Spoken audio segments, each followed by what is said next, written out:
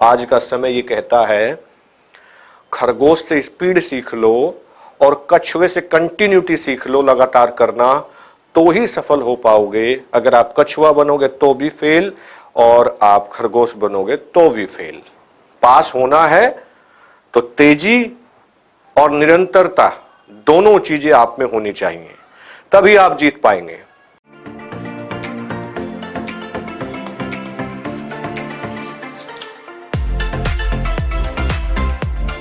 Start करें। पहला question जरा आप देख लीजिए। विच of the following pair has the same size. और रही बात हिंदी की, हिंदी भी साथ में है ना, लिखना क्या बोल दूंगा मैं। तो विच of the following pairs has same size, इनमें से किस जोड़े का आकार समान होता है। तो जोड़े क्या है, जोड़े A B C D option के रूप में आपको दिए हुए हैं।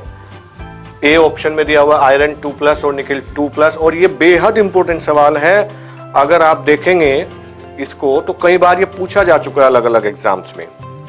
इसका आंसर होगा जिरकोनियम और हाफनियम। लेकिन आंसर जानना सफिशिएंट नहीं है, उसका कारण जानना उससे भी ज्यादा जरूरी होता है। जिरकोनियम और हाफनियम इसका आंसर है। उसकी वजह बता देता हूं, इनका दोनों का आकार सेम है। आप अगर देखेंगे तो जिरकोनियम, सॉरी तो जिंक है, जिरकोनियम एंड हाफनियम ये रहा। तो जिरकोनियम और हाफनियम पीरियोडिक टेबल में ना ऐसे रखे हुए हैं। अब ऊपर से नीचे जब आते हैं तो साइज तो बढ़ता है ना। और ये कौन सी सीरीज में है, टाइटेनियम के नीचे है, डी ब्लॉक में। टाइटेनियम का एटॉमिक नंबर होता है 22, ये इसके नीचे है। इसका एटॉमिक नंबर हो गया 40 और इसका एटॉमिक नंबर हो गया 72। देखिए उसके बाद भी इन दोनों का आकार समान होता है और आकार समान होने से बहुत सारी प्रॉपर्टी जो है वो समान हो जाती है। तो ये यहां पर अब ये जो है थर्ड पीरियड में आता है, 7 पीरियड होते हैं। इधर आप देखें, अगर मैं ऐसे लिखूं ह ली ना करे, चौथे पीरियड में आता है, सॉरी है ना।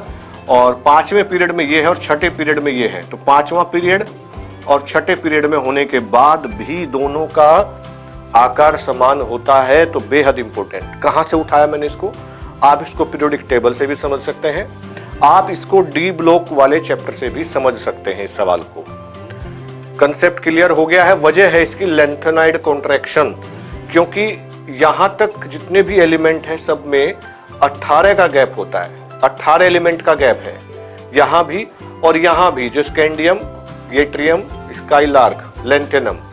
लेकिन इसके जस्ट बाद ये पहला एलिमेंट है हाफनियम, जो अपने से ऊपर वाले एलिमेंट से जब नीचे आ रहा है तो 32 एलिमेंट का गैप है। और यहां है लैंथेनम। तो यहां से 14 एलिमेंट लैंथेनॉइड सीरीज में निकाल करके रखे गए हैं, इसीलिए इसको बोलते हैं लैंथेनॉइड कॉन्ट्रैक्शन। और हाफनियम का साइज हो जाता है जिरकोनियम के जैसा सेम। अगला सवाल ले लेते हैं। ये सवाल सबको समझ में आ गया है भाई, बहुत बढ़िया से, है ना, रंग बिरंगा सवाल तो ब्लैक एंड व्हाइट लेके आए हैं। अगला ले लेते हैं, दूसरा सवाल आज का। सवाल यह है कि XeF2 की जो संरचना है वो किसके समान है इनमें से। XeF2 इज आइसोस्ट्रक्चरल, समान संरचना, यानी कि जो XeF2 की स्ट्रक्चर है इनमें से किसकी स्ट्रक्चर वैसी है जैसी ICl2 की है। ठीक है, 4 ऑप्शन है, ICl2, B ऑप्शन है SbCl3, C ऑप्शन है BaCl2 और D ऑप्शन है TeF2। दूसरे सवाल का जवाब क्या है इसमें, जब आप हाइब्रिडाइजेशन देखेंगे तो आपने एक स्ट्रक्चर देखी होगी, एक कंपाउंड देखा होगा XeF6 जीनोन।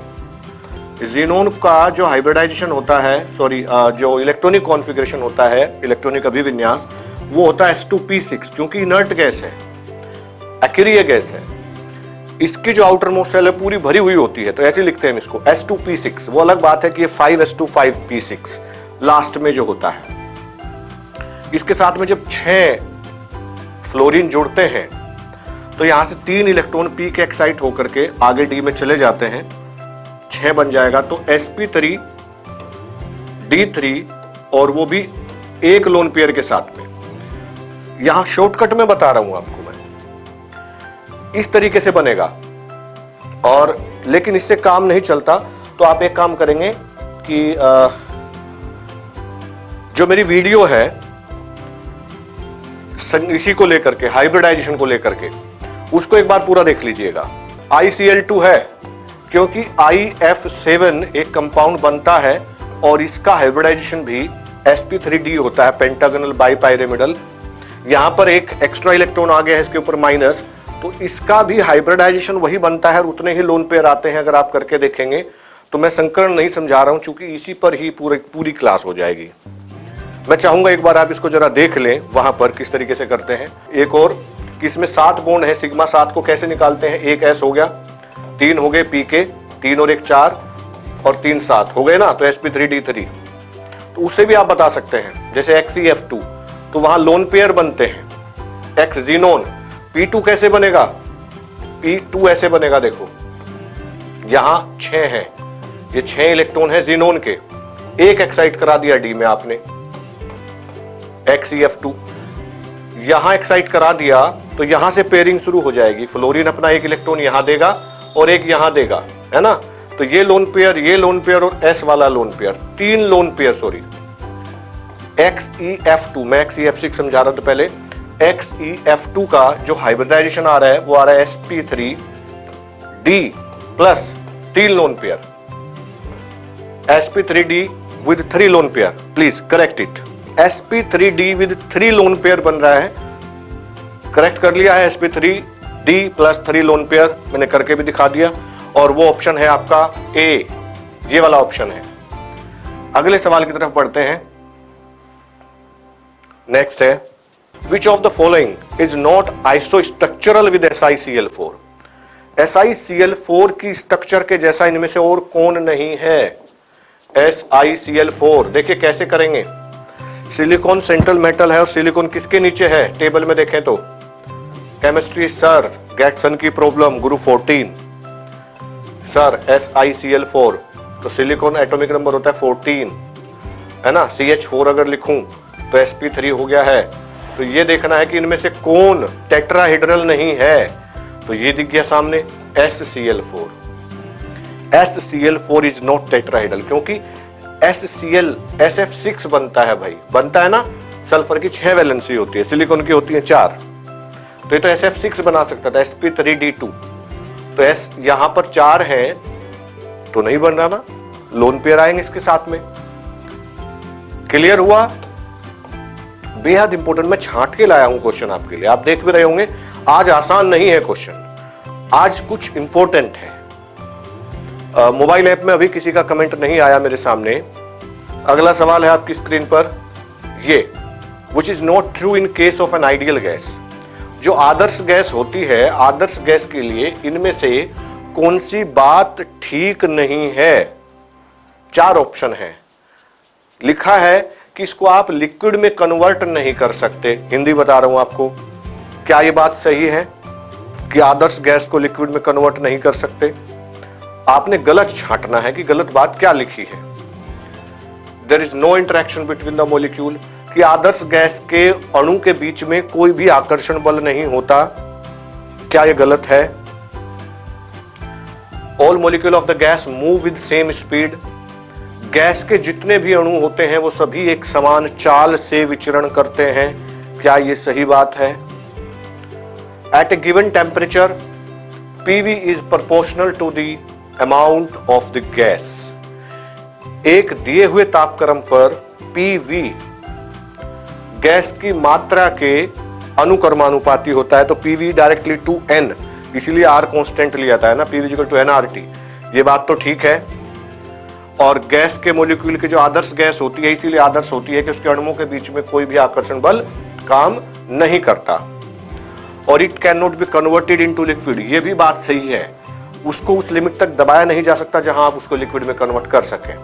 तो गलत क्या है फिर, गलत क्या हुआ, गलत हुआ सी ऑप्शन। इसीलिए तो आपने देखा होगा ना, आप कितनी तरीके की स्पीड निकालते हैं गैस के लिए। आप एक निकालते हैं वर्ग माध्यमूल चाल, एक निकालते हैं औसत चाल, जिसके फॉर्मूले 8RT/πm अंडर रूट होता है ना, एक 3RT/m, एक 2RT/m। तो ये गलत लिखा है। तो आपका ऑप्शन सी हो गया है। ठीक है, संतुष्टि हुई, सवाल समझ में आ गया है? आगे बढ़ते हैं और लिखते जाएं कि हाँ समझ में आया है। एक ये है इसी चैप्टर का, 50 मिलीलीटर ऑफ हाइड्रोजन, हाइड्रोजन का जो वॉल्यूम है V1 50, तो हाइड्रोजन का molecular mass 2, diffuse out through a small hole of vessel in 20 minute. Time लगता है इसको 20 minute. The time taken by 40 millilitre, दूसरी गैस है उसका वॉल्यूम है 40 millilitre of oxygen, molecular mass O2 होता है 32, है ना, 16 to the 32। Diffuse out in T2 आपसे पूछा गया है। बेहद ही इंपॉर्टेंट सवाल। मैंने जब आदर्श गैस, ये आइडियल स्टेट ऑफ मैटर, द्रव की अवस्था चैप्टर पढ़ाया था, ये वाला एनसीईआरटी में नहीं दिया है, तो मैंने कहा था कि बेहद इंपॉर्टेंट है, कहीं ना कहीं थोड़ा थोड़ा जुड़ा हुआ एनसीईआरटी से, लेकिन क्लियर नहीं है, और जहां ऐसा कंफ्यूजन है वही सवाल बनता है नीट में। बेहद इंपॉर्टेंट। तो इसको बोलते हैं ग्राहम्स का विसरण का नियम, diffusion, Graham's law of diffusion. तो इसमें कहा गया कि rate of diffusion is directly proportional to the, inversely proportional to the square root of its density और इट्स मोलिकुलर मास, ऐसे कहा गया। अगर इसको ठीक तरीके से लिखा जाए तो R1/R2 is equal to √M2/M1, ये फॉर्मूला बनता है, जहां R जो है रेट ऑफ डिफ्यूजन, विसरण की दर है। तो विसरण की दर गैस की घनत्व के वर्गमूल के व्युत्क्रमानुपाती होती है, ये हिंदी में मैंने कहा। तो इसमें अगर रखें हम, अब रेट ऑफ डिफ्यूजन क्या होता है?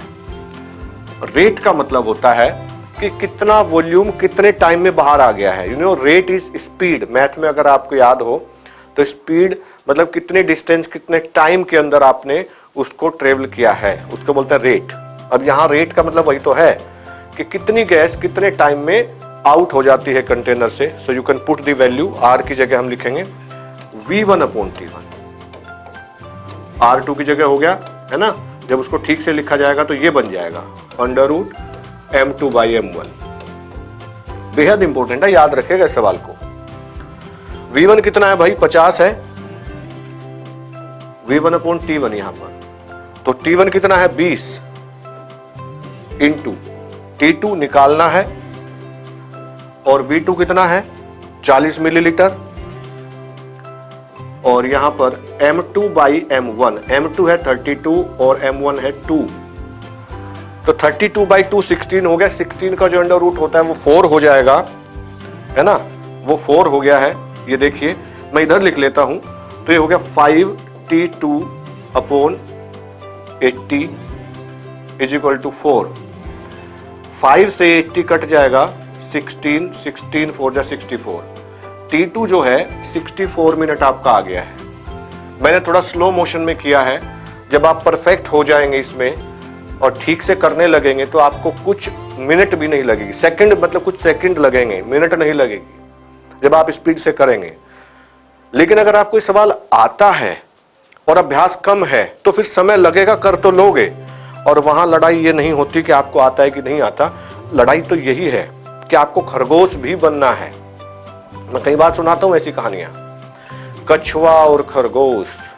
आज का समय ये कहता है खरगोश से स्पीड सीख लो और कछुए से कंटिन्यूटी सीख लो, लगातार करना, तो ही सफल हो पाओगे। अगर आप कछुआ बनोगे तो भी फेल, और आप खरगोश बनोगे तो भी फेल। पास होना है तो तेजी और निरंतरता दोनों चीजें आप में होनी चाहिए, तभी आप जीत पाएंगे। अगला सवाल ले लेते हैं, ये है what is the enthalpy change for 2H2O2। एक रिएक्शन यहां लिखी है, देखिए 2H2O2, है ना, लिक्विड फॉर्म में है, और इसने बनाया 2H2O प्लस O2 गैस। ये लिक्विड गैस में नहीं लिख रहा हूं जानबूझ के। H2O2 की जो एंथैल्पी है वो आपको गिवन है, वो है कितना है भाई? माइनस 188 किलो जूल पर मोल, और H2O की एंथैल्पी डेल्टा H H2O ये आपको गिवन है माइनस 286 किलो जूल पर मोल। पूछा गया है व्हाट इज एंथैल्पी चेंज, इस रिएक्शन के लिए एंथैल्पी चेंज कितना होगा, कितना एंथैल्पी चेंज आएगा। तसल्ली से कर रहा हूं, स्पीड नहीं, आज यादगार बनाना है मुझे आज की क्लास को, तो इसलिए छांट के लाया हूं, बढ़िया से समझा रहा हूं और समझ में भी आना चाहिए, आगे रहेगा अगर आप भी उतनी एनर्जी के साथ जुड़ेंगे जितनी एनर्जी के साथ में मैं आया हूं। आपको पता है एंथैल्पी चेंज निकालने का formula, enthalpy of the reaction is equal to होता है enthalpy of product minus enthalpy of reactant. Product है हमारे लिए H2O और 2 टाइम्स, एक का हमें दिया हुआ है 286, 2 का कितना हो जाएगा, और वो भी माइनस में है, तो माइनस 2 इंटू 286, फिर माइनस रिएक्टेंट भी 2 है, 2 H2O2, एक H2O2 की वैल्यू दी हुई है कितनी, माइनस 188। जब ब्रैकेट खुलेगा तो ये प्लस में हो जाएगा, प्लस में हो जाएगा, तो ये हो गया है 175 माइनस में, और ये हो गया प्लस में, कितना आ गया भाई, 12 में से 6 गया 6, 6 की रेंज में लास्ट में क्या है, माइनस 196। ए ऑप्शन हो गया है, ऐसे करना है, ये हो गया है, ठीक है। अगला सवाल लेते हैं। अगला सवाल है, 3 थर्मोकेमिकल इक्वेशन दी हुई है, एक में C प्लस O2 बना रहे CO2, दूसरे में C प्लस हाफ O2 बना रहे कार्बन मोनोऑक्साइड, और तीसरे में CO प्लस हाफ O2 बना रहे CO2, और वहां आपको जो enthalpy of the reaction given है वो दी है X, Y, Z, और पूछा गया कि इन इक्वेशन के आधार पर आपको एक रिलेशन बनाना है, एक रिलेशन बनाना है। आप ऐसे अंदाजा लगा सकते हैं कि यहाँ एक स्टेप में CO2 बनाया, X है, तो X का रिलेशन इन दोनों के साथ में क्या होगा। 4 ऑप्शन दिए हैं, A X is equal to Y minus Z लिखा हुआ है, B में लिखा है Z is equal to X plus Y, C में लिखा है X is equal to Y is equal to Z, और D में लिखा है Y is equal to 2Z minus X। तो आपको क्या लगता है कि क्या ऑप्शन आपका होगा।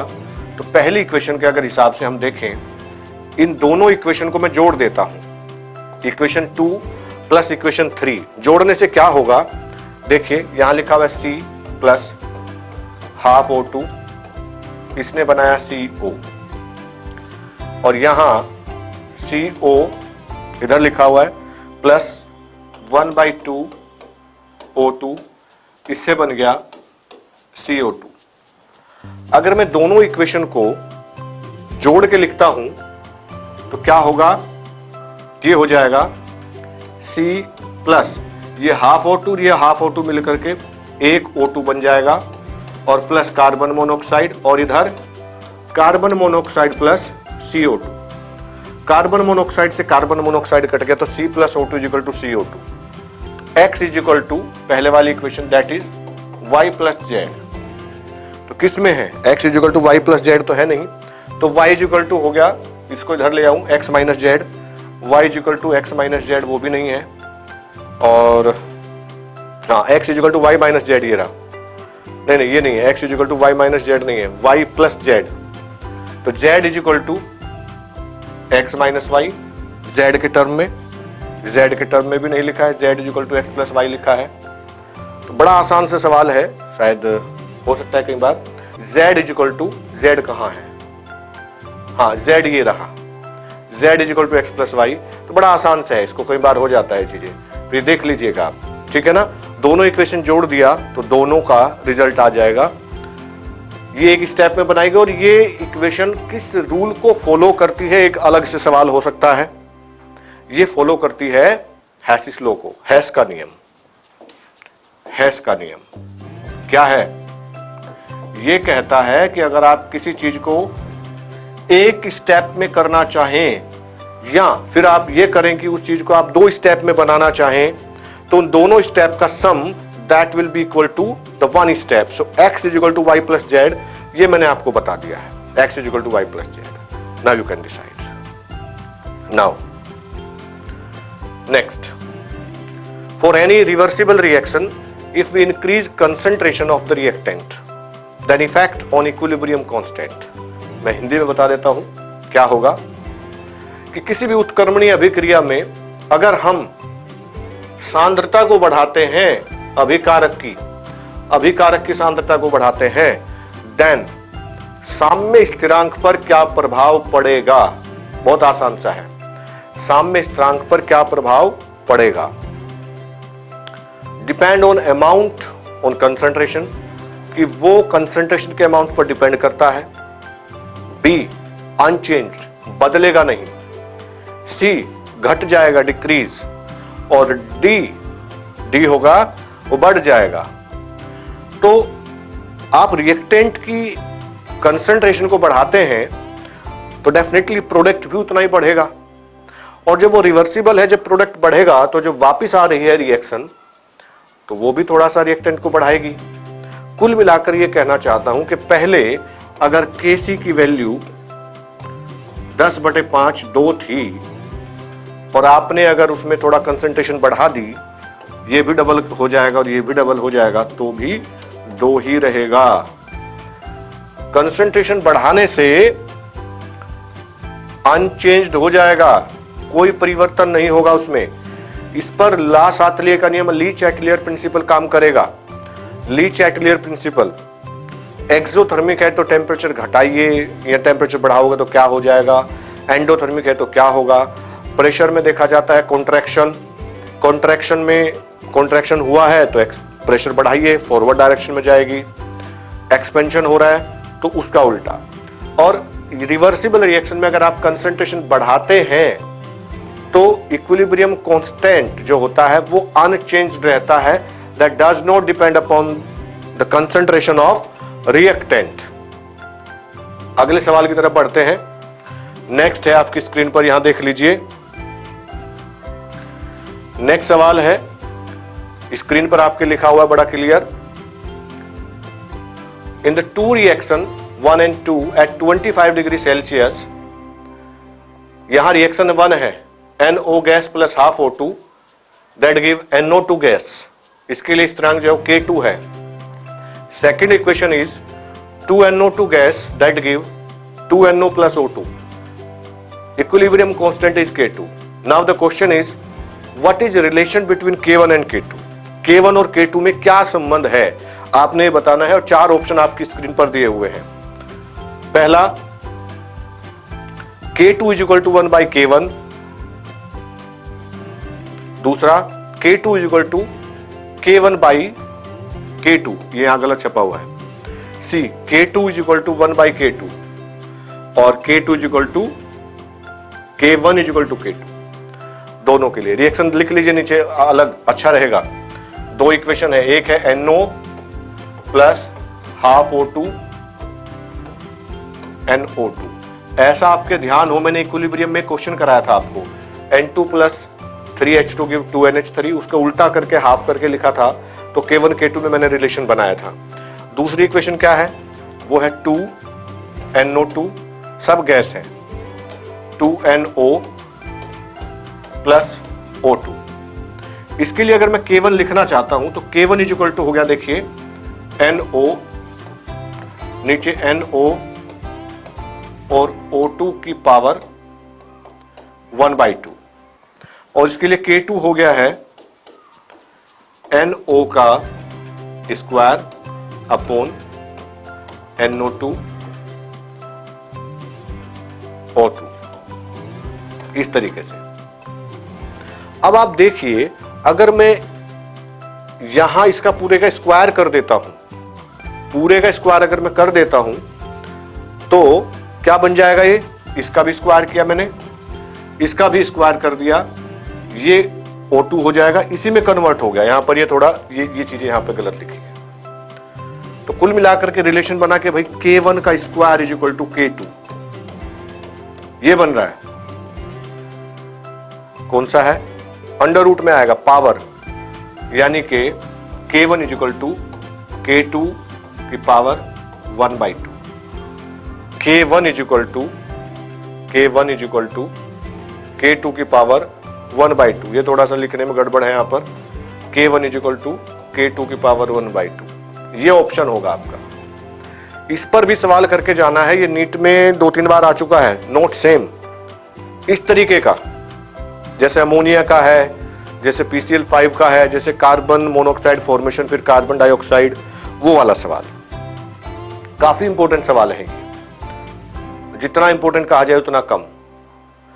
ये यहां पर हाइड्रोजन आयन कंसंट्रेशन दी हुई है, the hydrogen ion concentration of a 10 की पावर, यहां से मिस प्रिंटिंग है कुछ, MHCl aqueous solution at 298 kelvin.